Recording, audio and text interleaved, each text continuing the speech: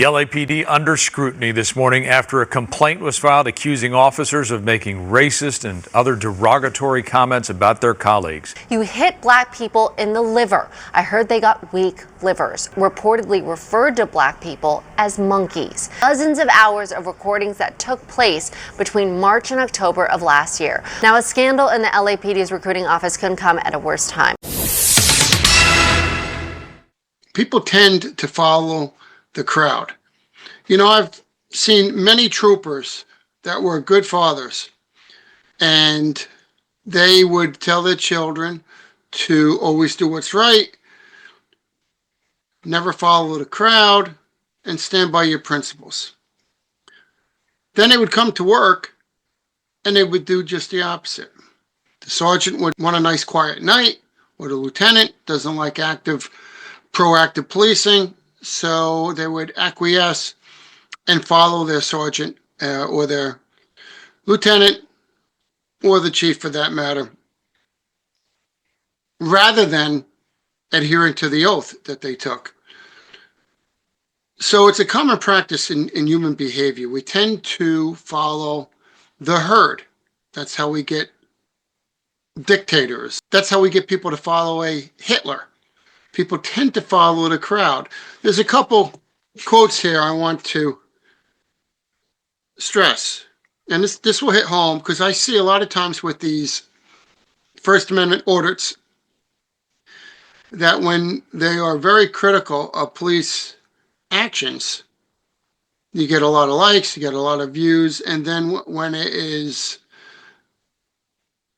given credit where credit's due for good and proper police action, you don't see any interest. So the people that are making accusations about police officers being biased and subjective are themselves being biased and subjective. And this is what we need to do as a society and as a person.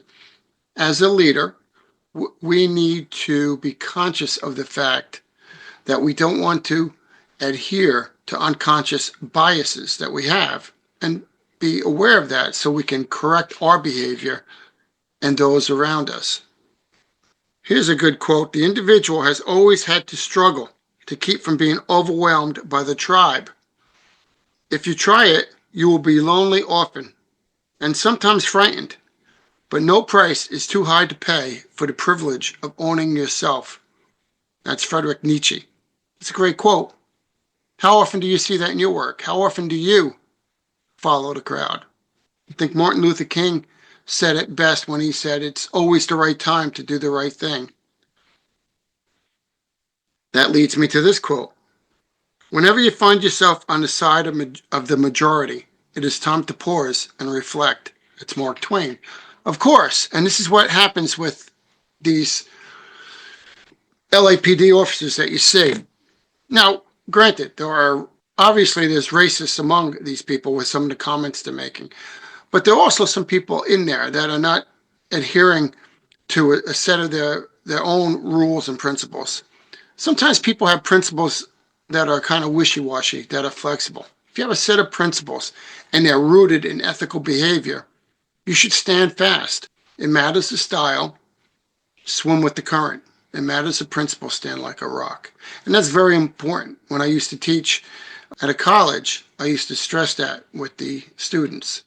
Have a set of principles. How often would I ask them to define their principles and they didn't really have a defined set of principles?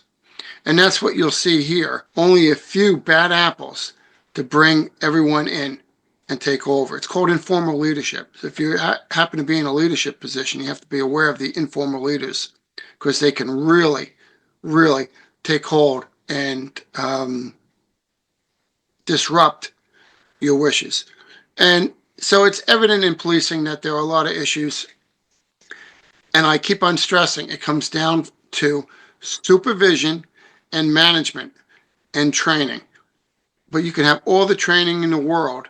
You need to manage and you need to have oversight. Because if you don't, they'll be like kids and they'll go doing things that they shouldn't be doing outside the structural rules and regulations, if you will. The alleged remarks secretly recorded. KTLA's Annie Rose Ramos live in our newsroom with the details. Annie Rose, good morning. Hey, Frank. Good morning to you. Yeah, all of this according to an explosive LA Times investigation reporting a Los Angeles police officer working in the department's recruitment office recorded dozens and dozens of conversations for the better part of a year. These recordings revealing cops spewing racist, sexist, and homophobic comments. Now, all of this according to a complaint filed with the LAPD and reviewed by the LA Times, detailing roughly 90 recordings made inside the recruiting division, portraying officers and supervisors voicing open discrimination against potential recruits and colleagues based on race, sex, and sexual orientation. These are the same officers tasked with deciding who can join the LAPD. Now, in one conversation, take a look at this. A Latina LAPD officer offered this advice on how to fight African Americans, saying, quote, "You hit black people in the liver. I heard they got weak livers," according to the complaint filed January 5th with the LAPD's Professional Standards Bureau and the Inspector General's office. The same officer allegedly describing a Latina janitor to her colleagues as, quote, wetback. But the complaint is accusing a Sergeant Denny Jong, of leading the prejudicial banter. In one conversation with subordinates about Dodger baseball legend Fernando Valenzuela's death from septic shock, saying, quote, "I know why he died. He ate too many tacos." The complaint also claiming officers reportedly referred to black people as monkeys. The complaining officer, a Latino with 10 years on the job, initially made his written accusations anonymously, but now is handing over dozens of hours of recordings that took place between March and October of last year. When news of this complaint broke, Chief Jim McDonnell at the LAPD removed a lieutenant, a sergeant, and 4 officers from the unit, saying he was deeply disappointed by these reports. Now, a scandal in the LAPD's recruiting office couldn't come at a worse time. The LAPD is struggling to recruit new officers, with more than 100 cops expected to leave the force by next year, dropping the department to the lowest amount of officers it's seen in roughly 30 years. We at KTLA have reached out to the LAPD and the mayor's office about this case. We're waiting to hear back from both.